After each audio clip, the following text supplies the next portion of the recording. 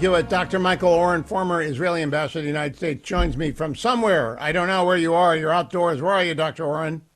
I'm just out, but we were trying to get home to talk to you. We got caught in a traffic jam, so we just went out to a park. Here we go. Good for you. Hi. Dr. Oren, there's All right, an editorial at Times of Israel by David Horowitz today that says the Israel offensive is slowing down, maybe slogging down. What do you think? I don't think so.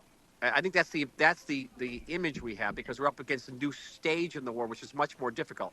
In the north, you're able to clear out most of the Palestinian population and operate pretty much with freely there.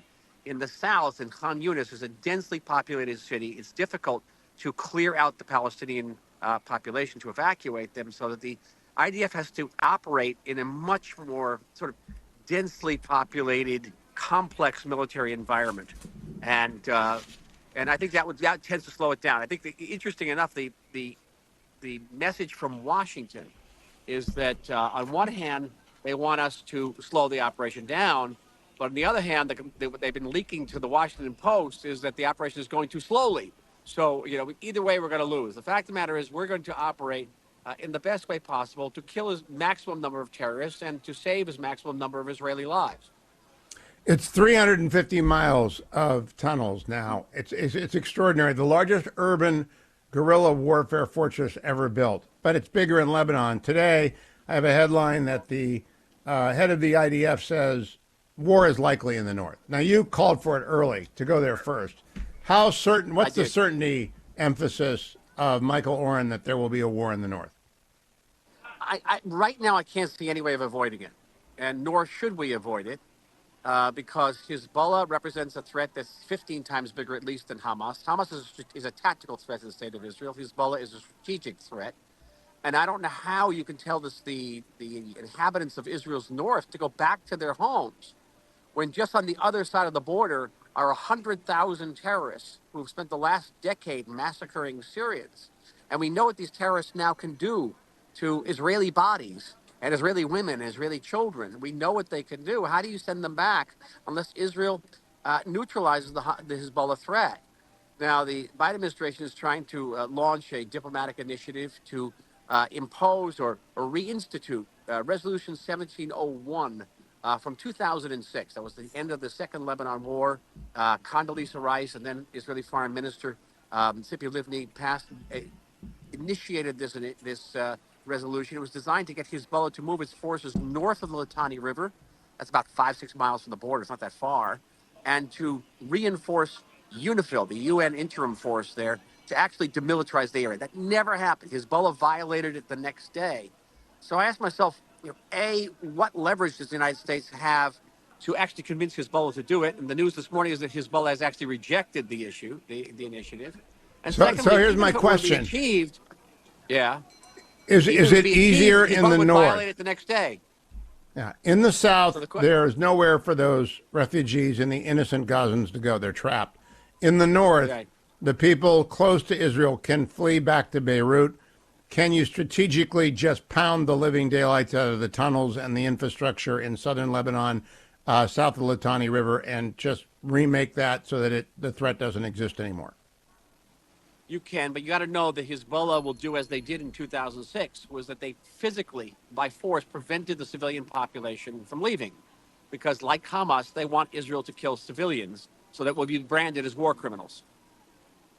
But if you lay it out, this is a different world than '06 because of the internet. And we've now seen the very humanitarian evacuation that Israel organized from the north to the south in Gaza. If they do the same thing, you have 2 weeks, get out. Doesn't that sell the people in the world who are willing to be persuaded? That doesn't include the left-wing nuts or the Hamas and Hezbollah backing terrorists. Won't they be persuaded that Israel's doing a just thing? Well, empirically speaking, no. Every single time we get branded as war criminals, irrespective of what superhuman steps we take to reduce as much as possible civilian casualties. You want to hear an interesting statistic, Hugh? All right. Hamas says that we have killed 23,000 civilians, and we know that Hamas routinely, flagrantly inflates its figures. Okay, but let's even say that Israel has inadvertently, collaterally killed 23,000 Palestinians. 9,000 of them are the terrorists we killed. and another 30% are Palestinians killed by Palestinian rockets, which brings the proportion down to 2 civilians for every combatant killed. In Iraq and Afghanistan, the ratio was 4 to 1. In Kosovo, If you can, Dr. Oren, it's 4 to stay. I'd 1. like to talk to you during the break and post it because I want to ask you about the war in the north that's coming. If you can't, I understand. I'll be right back one way or the other, America. Stay tuned. I am back now with Dr. Michael Oren. Dr. Oren, does Israel have the munitions that they can use in southern Lebanon to collapse the tunnels that they cannot use in southern Gaza because of the population density of non-combatants?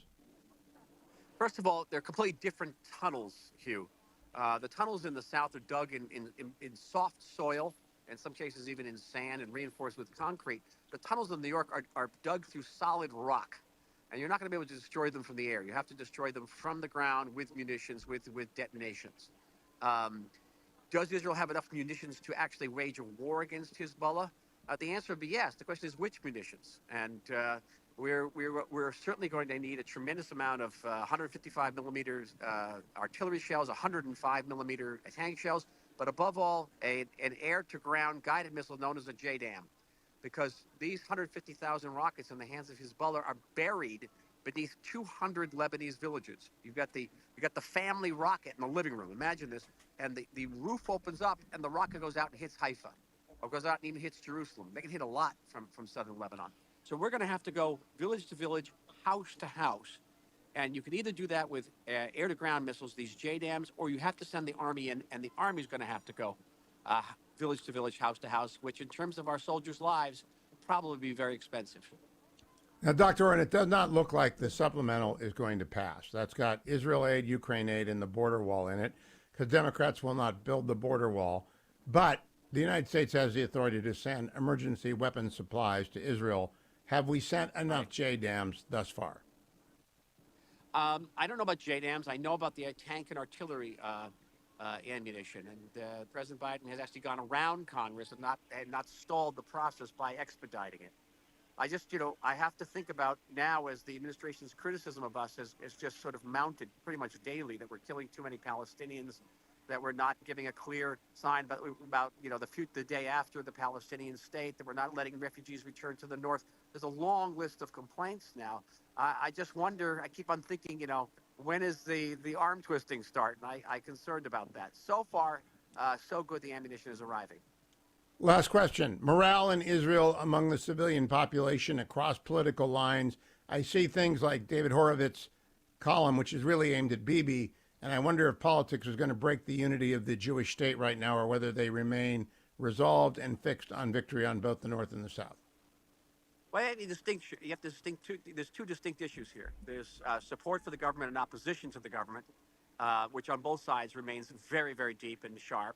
And then there's the sense of a national purpose, a national unity in fighting what we all regard as a war of national survival, an existential war.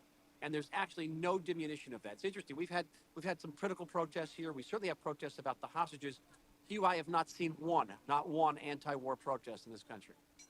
Okay, so my follow-up is, I see that reservists are being withdrawn and the Golani Brigade withdrawn, and they're being sent for rest and retrofitting. Are they really going north to get ready for part two?